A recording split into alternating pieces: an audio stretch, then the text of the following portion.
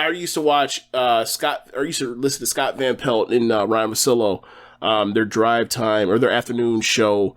Their afternoon show on ESPN Radio, and every week they would have pretty much after football Sunday and then Monday they would have a thing called stats for the ladies, right? I had something that rhymed with stats that could be applicable to wrestling, but I don't feel like dehumanizing women, so I'm just going to point out something. I saw a lot of people saying, and we talked about this with the NXT, like going down really hard as far as their enthusiasm with wrestling fans, is because of like their counter programming.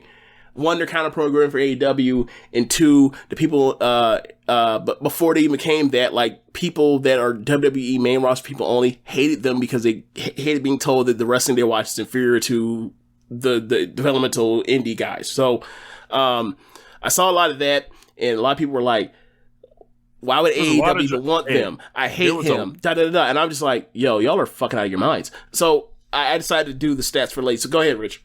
I was going to say there's a lot of Johnny Gargano slander that was going on Twitter that, quite frankly, I thought it was a bit heavy-handed.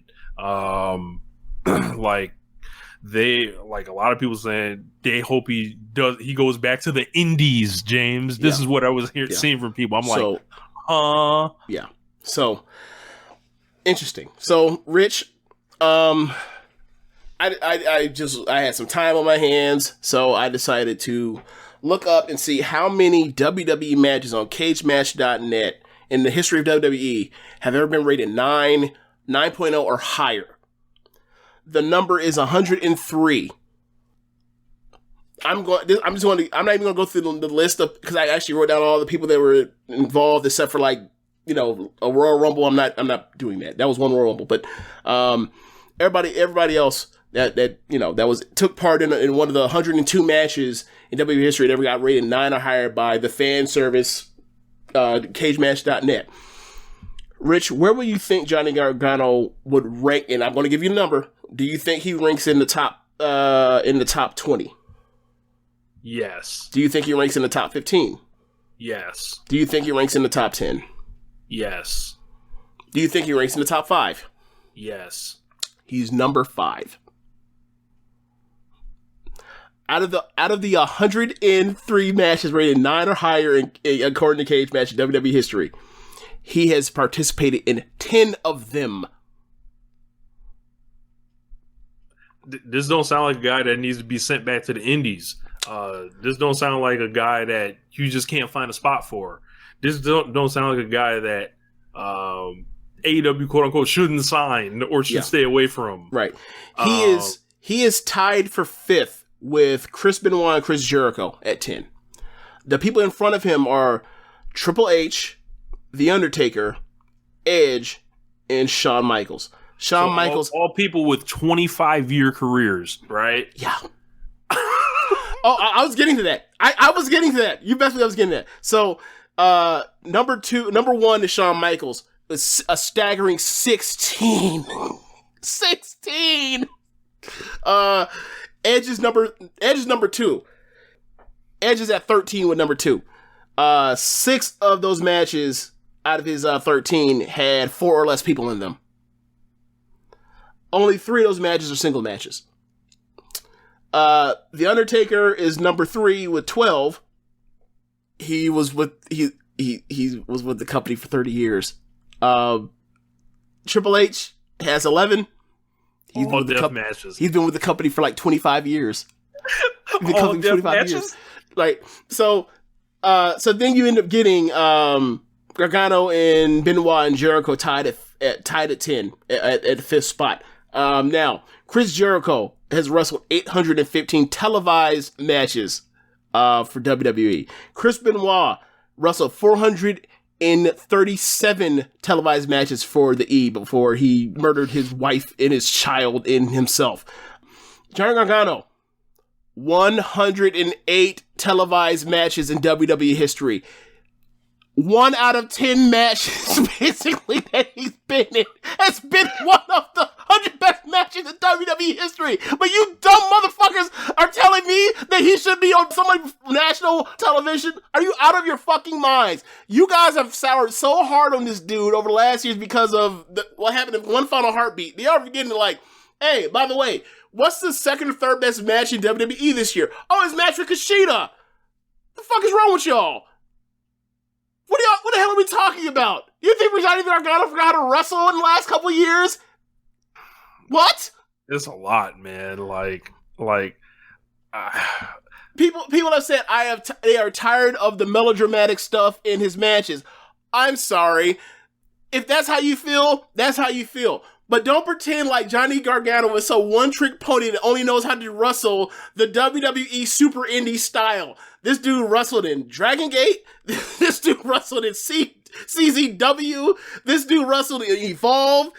And even his card placement in WWE. What's the best tag match in WWE history, Rich?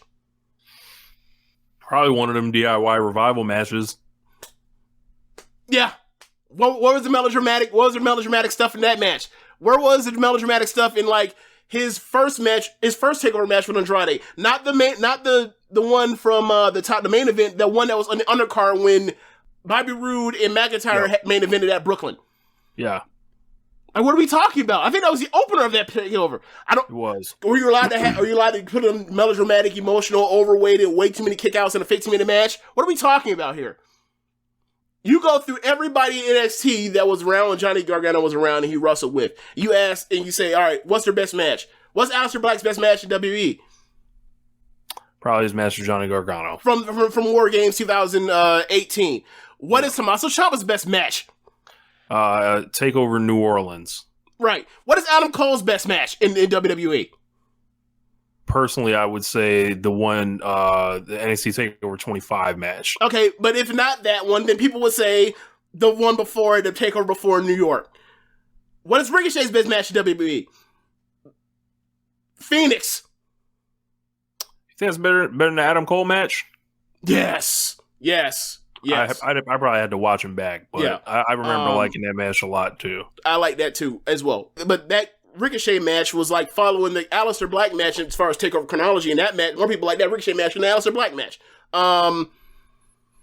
It's like I don't know what we're doing here. Like, what is it to discuss? This is kind of goofy to me. Like, I want him to come to AEW for sure, dude. Him like, look, when he was in NXT before they fucked this whole thing up.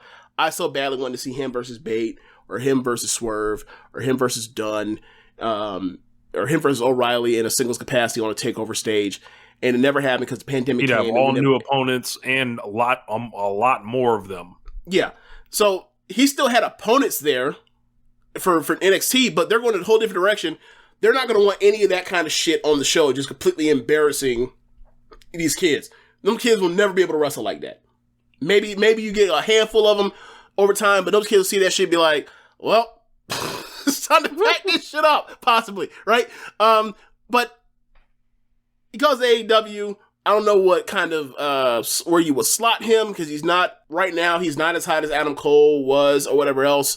He also has a lot more of an injury history over the last couple of years than Adam Cole.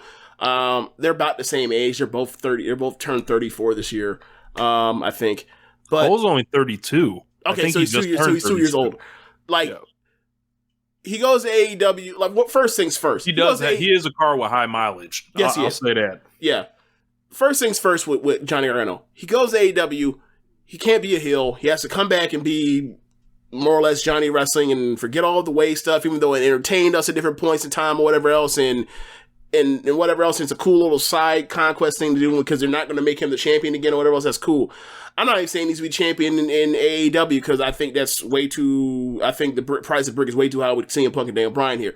But there is no wrestling promotion that gets worse by adding Johnny Gargano, just as there is no wrestling promotion that gets better when he's gone. So I don't know what the fuck y'all are talking about. I'm sorry. Like that's nonsense. It's nonsense. We're talking about literally one of the best wrestlers in the history of American professional wrestling. Yeah, we're talking about a dude that has 4 more 9-star matches according to fans than Bret fucking Hart in WWE. Are you kidding me? Yeah, man. I think, I engage in some of the Johnny Gargano jokes, but there's levels to this shit. Like, right. He stares at his hands, and so you need a shotgun to beat him sometimes. But I mean, I feel like you can't argue with like the run that he had, and obviously, I think the post like for when he fell back off the title scene, essentially the whole time on national television, like that's put more eyes on him, like not in the most favorable light, I would say, not at his peak. So a lot of people maybe are be like, well, what's the big deal? Like, and they're not really. I don't think they're accounting for that the end of the network era, I would say. Maybe, but then again, like they don't say this shit about like Adam Cole going out there and having fucking feuds with Pat McAfee. Cole actually deserves credit for that because like he actually made those matches like not suck. Yeah, and also with the help of the Undisputed Era and like his football friends like AJ Hawk and whoever else doing like smoke and mirror stuff. But yeah, I get what you mean. Like I agree. Like I don't think he should be a top guy in AEW who were to go to AEW. I think he should be someone that goes out there and has a match with Darby and goes out there and say, God damn, in 15 minutes he may have had the best fucking match on the card. Like that's the reason why he got fucking over in NXT. Because he kept going out here in the undercard or in the mid card and kept out wrestling every fucking body. But people don't remember that part. They only remember apparently the fact that like Triple H told him to in the dark go out there and wrestle for 50 fucking minutes. That was Johnny Gargano's decision. I'm sure it was. Man, yeah, I'd love to see him come in. Hell, maybe even give him a new tag team partner or something like that. And then I know two dudes he can fight, so that would be pretty entertaining. So